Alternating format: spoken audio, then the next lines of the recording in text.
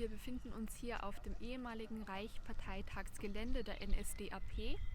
Es befindet sich in Nürnberg in der Stadt, ist sehr gut gelegen. Die Anbindung an Züge und Fernverkehr war sehr gut zu der Zeit. Deswegen wurde es danach auch als Zwangslager verwendet, Internierungslager. Stopp. Und Reichsparteitag bedeutet so viel wie der Tag, an dem sich alle Mitglieder der NSDAP getroffen haben und quasi gefeiert haben oder Verkündungen stattgefunden haben. Und das Gelände dieses Tages bedeutet einfach, hier wurde das dann gefeiert. Zum Beispiel 1935 wurden hier die Nürnberger Gesetze verkündet und 1938 wurde der Anschluss Österreichs an Deutschland gefeiert. Das gesamte Gelände wurde durch Zwangsarbeit von ungefähr 1200 Kriegsgefangene und Zwangsarbeiter gebaut.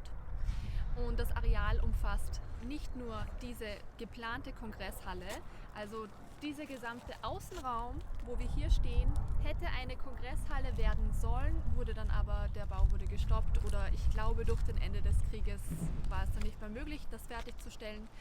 Und es gab eben auch ein Stadion, ein Zeppelinfeld, wo die Events stattfanden und noch Camps, also Lager für Teilnehmer, und diese Lager wurden dann später für Kriegsgefangene und Zwangsarbeiter umfunktioniert, also um sie zu hausen.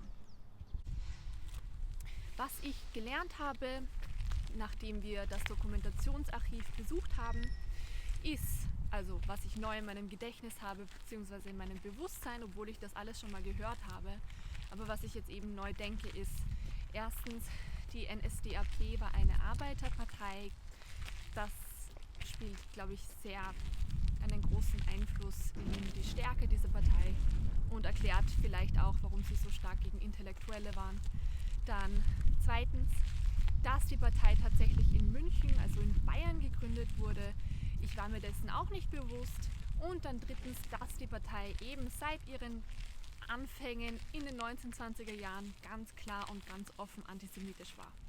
Eine Sache, die man auch noch erwähnen muss, das wurde nämlich in dem Dokumentationsarchiv erwähnt, ist, dass der Fahnenkult ganz stark war in der Nationalsozialistischen Partei. Ich glaube, dass alle Menschen, die schon einmal in ihrem Leben ein Foto der nationalsozialistischen Flagge gesehen haben, das in ihrem Unterbewussten wissen, aber es dann einfach mal schwarz auf weiß geschrieben zu lesen, dass eben dieser Fahnenkult existierte, dass diese Fahne an allen Events gezeigt wurde und dass es unglaublich wichtig war, ist eben etwas, was mein Bewusstsein doch auch noch etwas verändert hat. Und ich sehe jetzt Symbole von politischen Parteien viel kritischer als zuvor. Es ist auch noch wichtig zu erwähnen, dass nur weil eine Partei heutzutage sich sozialistisch nennt oder irgendeinen anderen Namen trägt, den sie sich selbst gegeben hat, es bedeutet absolut nicht, dass das stimmt. Also die NSDAP, die Sozialistische Arbeiterpartei, war alles andere als sozialistisch. Sie war ganz klar eine faschistische Partei von ihren Anfängen an.